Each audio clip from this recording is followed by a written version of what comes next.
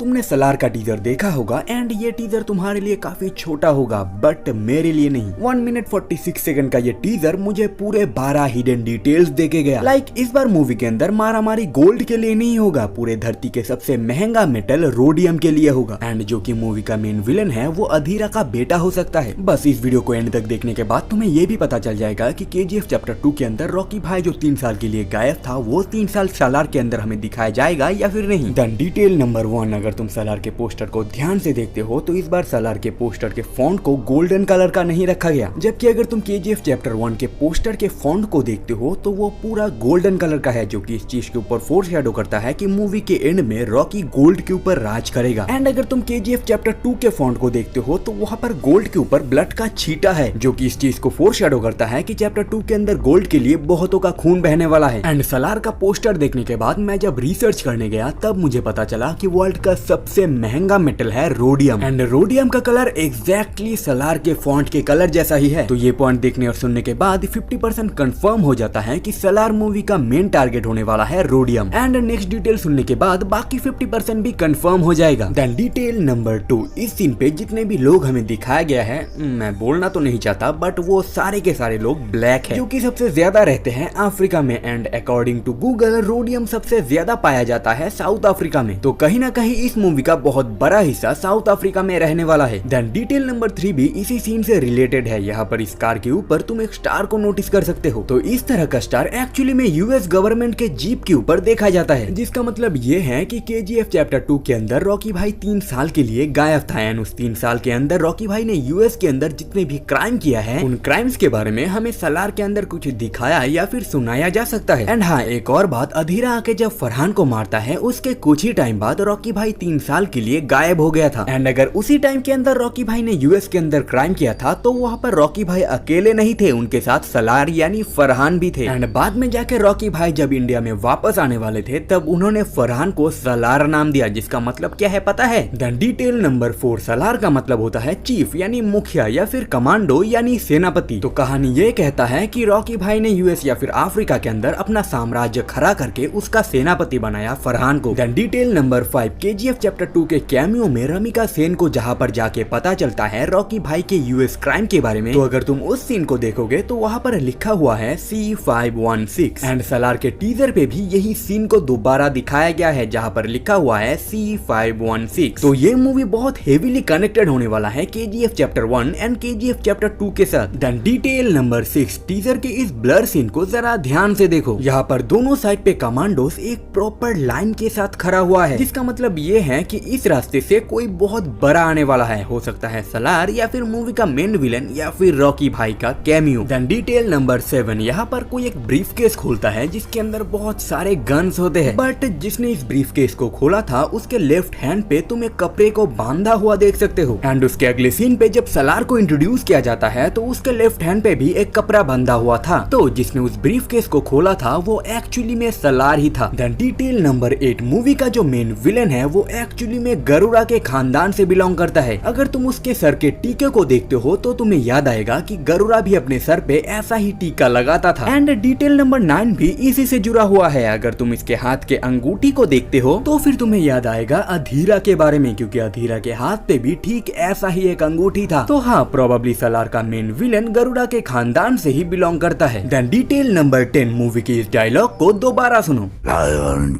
चीता, tiger, elephant. यहाँ पर लायन का मतलब है अधीरा, हाथी का मतलब है गरुड़ा, लेकिन चीता और टाइगर के बारे में हमें नहीं पता, जो कि प्रोबेबली सलार के अंदर हमें बताया जाएगा। देन डिटेल नंबर 11, जब हमें सलार को इंट्रोड्यूस किया गया तब उसके बैकग्राउंड में तुम डायनासोर के चीखने के आवाज सुन सकते हो,